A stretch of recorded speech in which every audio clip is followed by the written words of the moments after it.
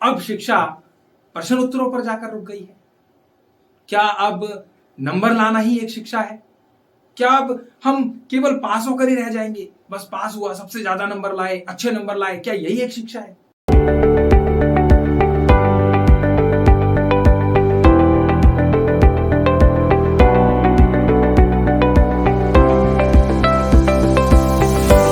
नमस्ते दोस्तों, आज मैं आपके सामने अपनी ही कक्षा में हुई एक बात के बारे में बात करने आया हूँ।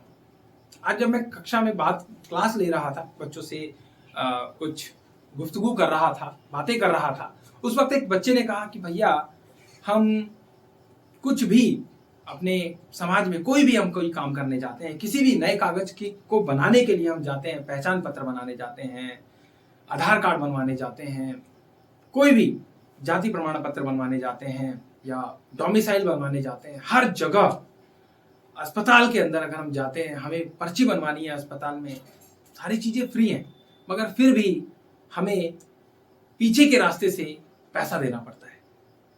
आखिर ये भ्रष्टाचार कब खत्म होगा? बच्चे की बात बड़ी अजीब थी। कुछ देर में चुप भी हो गया, मुझे अजीब लगा, मगर मैंने सोचा कि सही में ये भ्रष्टाचार शुरू कहां से हुआ है। बहुत सोचने के बाद मैं इस वीडियो के पास पहुंच पाया हूं और इस बात के बारे में आपको बताना चाहता हूं कि कहीं ना कहीं ये भ्रष्टाचार शिक्षा से शुरू हुआ है।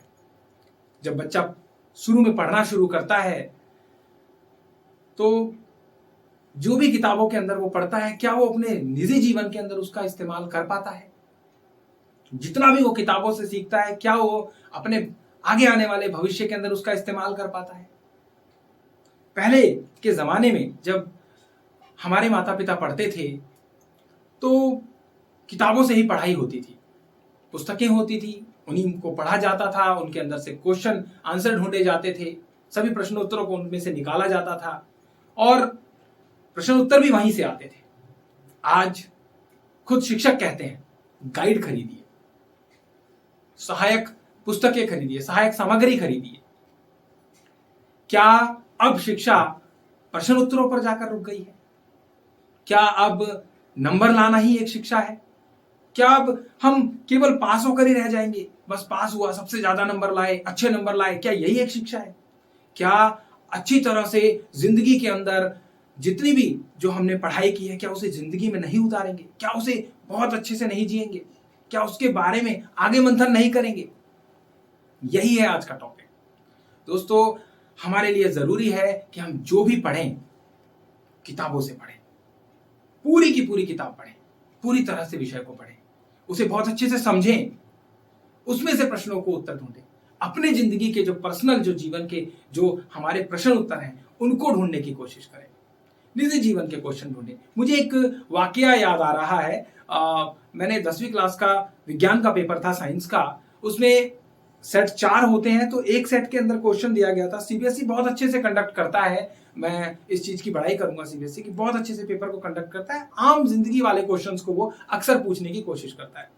तो एक क्वेश्चन था एक नंबर का कि जो हम घर में जो गैस सिलेंडर्स यूज करते हैं, उनमें कौन सी गैस का इस्तेमाल किया जाता है। एक सेट के अंदर वो क्वेश्चन था। एक दूसरे सेट के अंदर क्वेश्चन था कि मीथेन का फॉर्मूला क्या है। एक तीसरे सेट में था कि CH4 जो है उसका इस्तेमाल कहां होता है हमारे दैनिक जीवन के अंदर। तीनों का ही आंसर मीथेन गैस से जुड़ा हुआ था और एक और इसी तरह से मीथेन के ऊपर जो है क्वेश्चन बना हुआ था। तो मुझे बहुत अच्छा लगा और यही है आम जिंदगी की लाइफ। बच्चा केवल और केवल इसे प्रश्न और उत्तर की तरह देखता है और यहीं से भ्रष्टाचार शुरू होता है। प्रश्न उत्तर देखा, 12वीं पास किया, कॉलेज क्लियर किया और सरकारी नौकरी की दौड़ में लग गया। सरकारी नौकरी के अंदर भी जगह जगह इंस्टीट्यूट्स खुले हुए हैं, जगह जगह बड़ी बड़ी बातें हो रही हैं। इसको कर लीजिए, इतना कोर्स कर लीजिए, आपकी नौकरी लग जाएगी। बच्चा फिर उस दौड़ में लग जाता है, बड़ी बड़ी फीसें भरता है, सरकारी नौकरी की तरफ दौड़ने लगता है या अन्य किसी नौकरी की तरफ दौड़ने लगता है। नौकरी लगने के बाद उसके दिमाग में केवल और केवल ये रहता है कि मुझे अब केवल पैसा कमाना है। मैं एक और एग्जांपल आपके सामने लेता हूं। जापान हमारे देश के लगभग 7 में ही आजाद हुआ आज वो एक विकसित देश है। हम अभी भी विकासशील यानी कि दौड़ ही रहे हैं। आज भी हम उसी तरह से दौड़ लगा रहे हैं जैसे हम पहले लगा रहे थे। हमारी रीढ़ की हड्डी अभी भी टूटी हुई है। हम मजबूत क्यों नहीं? ऐसा नहीं कि हम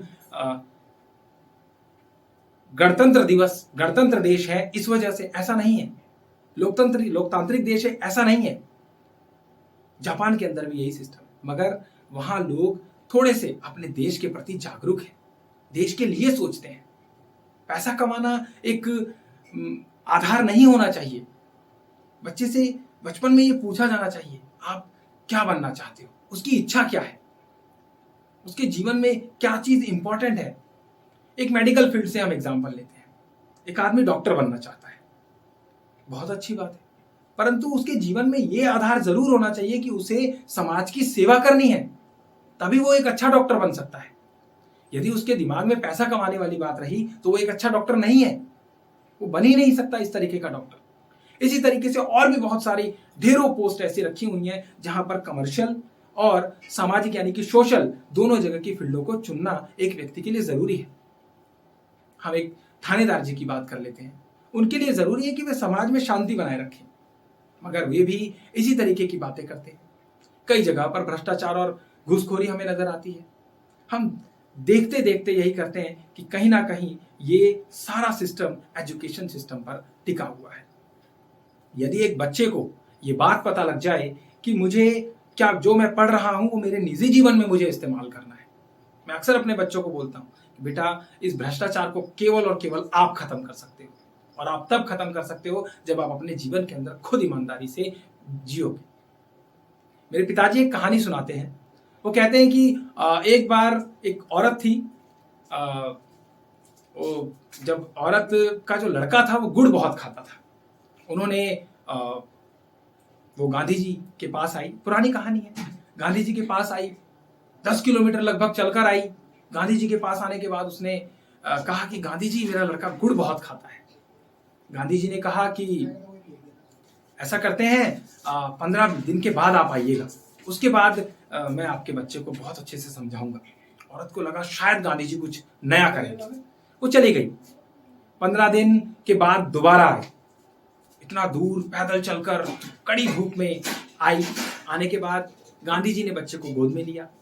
गोद में लेने के बाद गांधी जी ने बड़ी प्यार से बच्चे से कहा, बेटा गुड़ नहीं ज्यादा खाते, कम खाया करो। गांधी जी ने, बच्चे ने, पहले गांधी जी का कहना सभी मानते थे, बच्चे ने कहा ठीक है बापू। औरत को गुस्सा आया, उससे रहा नहीं गया, उसने आखिर गांधी जी से कह ही दिया, गांधी जी ये बात आप 15 दिन पहले भी तो कह सकते थे। 15 दिन बाद मुझे दोबारा बुलाया, मैं खेतों में काम करती हूं, गरीब भी हूं, मेरी दिहाड़ी भी आपने एक खत्म करवा दी। गांधी जी ने कहा, देखो ऐसा है, 15 दिन पहले मैं भी गुड़ बहुत खाता था, पहले मैंने अपने आप को सुधारा है, आज मैं इस लायक हूं कि मैं इसे सुधार सकता हूं। तो दोस्तों मैं आपसे यह जरूर कहूंगा, जहां तक भी मेरी बात पहुंच रही है, कि अगर आपको अपने भावी भविष्य को सुधारना है, अपने आने वाली पीढ़ी को सुधारना है, अपने आने वाले बच्चों को एक सही मुकाम, एक सही शिक्षा, एक सही रास्ता देना है, तो मेरी विनम्र विनती है आपसे कि आप अपने अंदर भी परिवर्तन लाएं। कोशिश करें कि आप भ्रष्टाचार के साथी ना बने। एक बात मैं इंपॉर्टेंट कहूंगा कि आप भ्रष्टाचार केवल लेने से नहीं होता, देने से भी है। जो देने वाले व्यक्ति हैं उनकी संख्या ज्यादा है। यदि देने वाले लोग सुधर जाएं तो लेने वाला अपने आप सुधर जाएगा। मैं इस बात को कहकर अपनी वाणी को विराम देता हूं।